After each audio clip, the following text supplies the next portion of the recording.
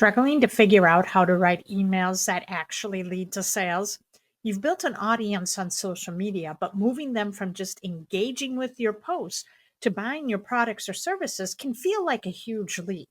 In today's episode of The Doctor Is In, I'm going to show you how to write powerful emails that sell, starting with your very first email.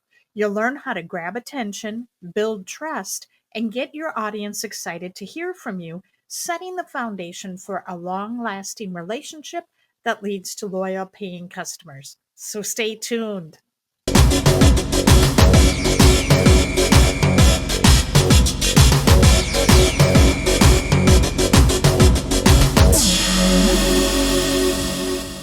Welcome to The Doctor Is In. I'm your host, Dr. Lisa Thompson, and I'm thrilled to be here with you today. I help pre-retirees like you turn their expertise into online income to fund their retirement, all while avoiding the overwhelm and frustration that often comes with starting an online business. If you're new to my channel, be sure to hit the subscribe button and click on the notification bell so you never miss a video. Writing that first email is often the hardest and can feel overwhelming, but it doesn't have to be. The key is to keep it simple and personal. Your first email is all about introducing yourself, letting your audience know what to expect from you, and most importantly, building a connection. Let's break down exactly what to say to make that happen. I'll go through the components first, then we'll break down the first email I send to my subscribers. Start by introducing yourself and letting them know that you're excited to having them as a subscriber. This helps them recognize you in their inbox and makes it more likely they'll open your future emails instead of deleting them or marking them as spam. Next, if you promised a free resource like a report, video, or checklist, make sure to include the link right away. Delivering on your promise upfront shows you respect their time and builds trust from the start. Next, let them know how often they'll hear from you, whether it's daily, weekly, or something in between, and what kind of content they can expect. This introduces them to your teaching style. Then ask them to do 2 quick things to make sure your emails don't land in the spam folder. Reply yes to confirm they got the email, which also helps with spam filters, and to add your email to their safe senders list. I've included a guide in the video description to help you with that.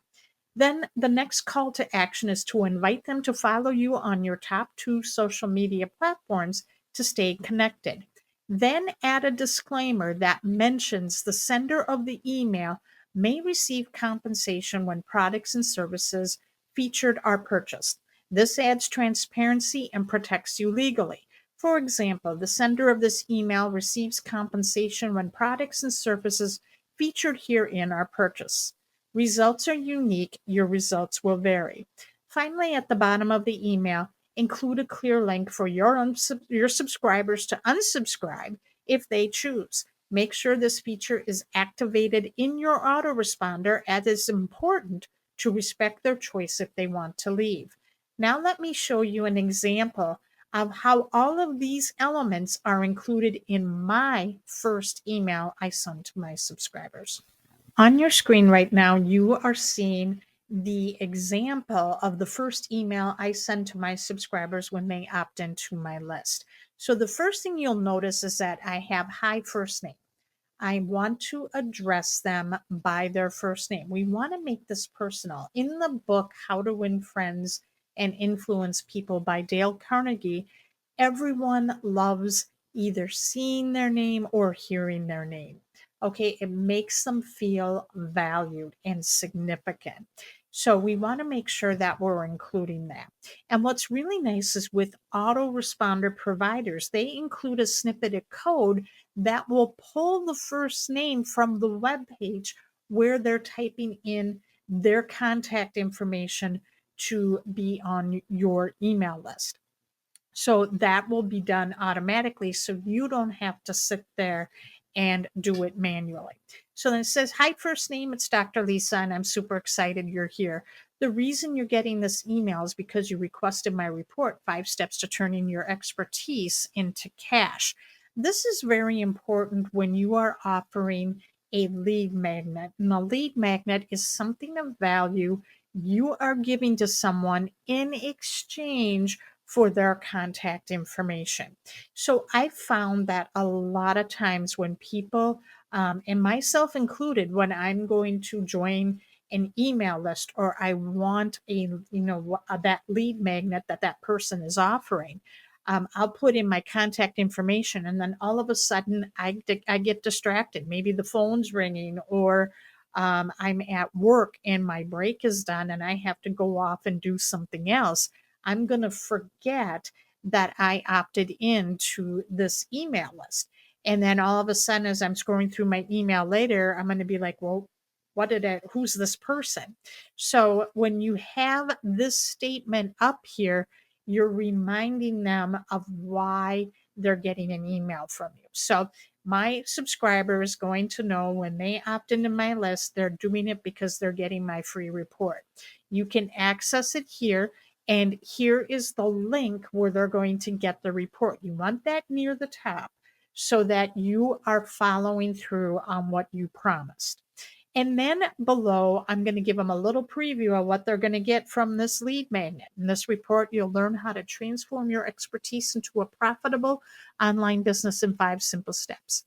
And then I'm going to tell them how often I'm emailing them. So they're going to expect to hear from me 3 times a week.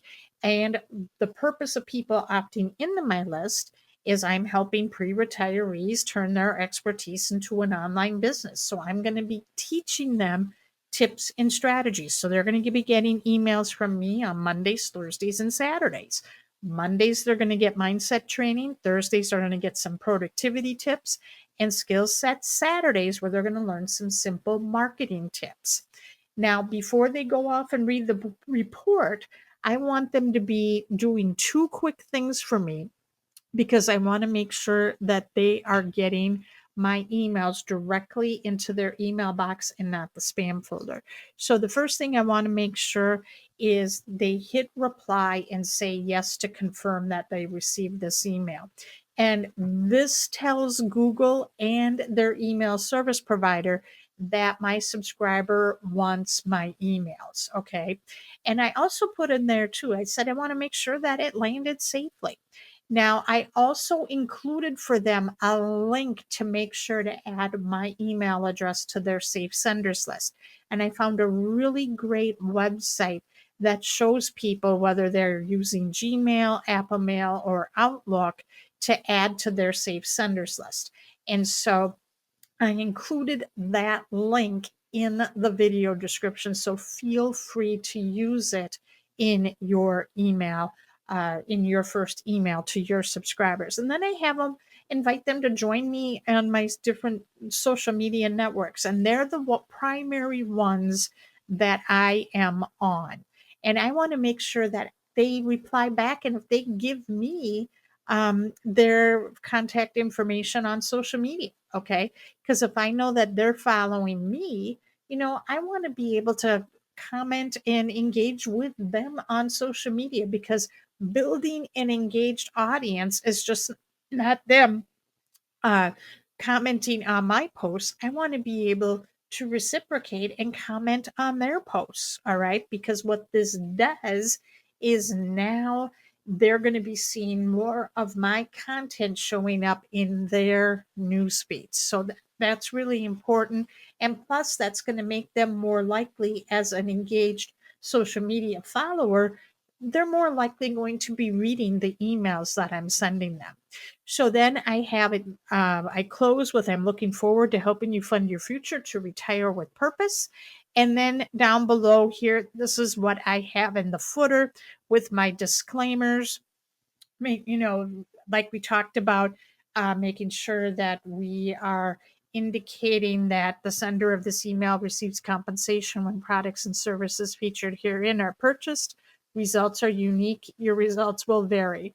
And then I have down at the below, want to change how you receive these emails, you can unsubscribe from this list.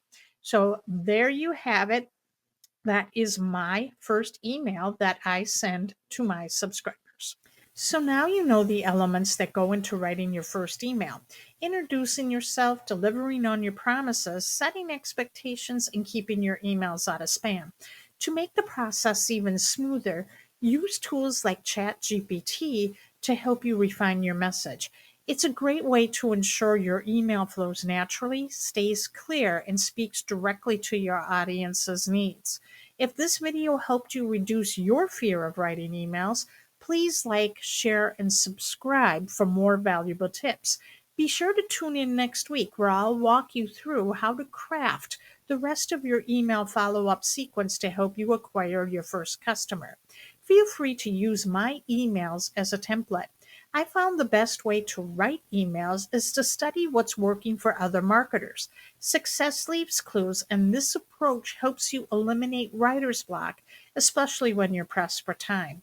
To join my email newsletter, head over to drlisam.thompson.com and enter your best name and best email address. And when you do, you'll receive my report, The 5 Steps to Turning Your Expertise into Cash, a $47 value, absolutely free. Thank you so much for watching, and I'll see you in the next video.